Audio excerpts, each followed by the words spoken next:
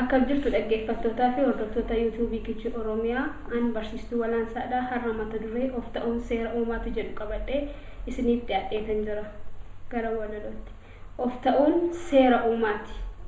Kan ormaa fiiguu dhiisnee kan ofii hordofuu wayyaa alagaa jalas fiignee maaliif wal buusna layyaa alagaa jalas fiignee maaliif wal buusna layyaa.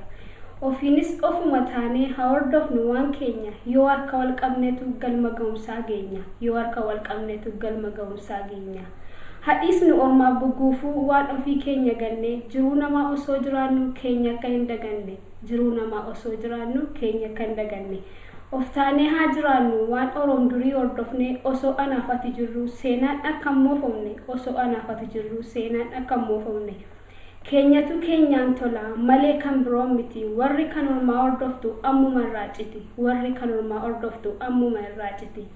Hordofi isa kan keetii isatu siif ta'a galaa yoo of taatee jiraatte baata gabrummaa jala yoo of taatee jiraatte baata gabrummaa jala.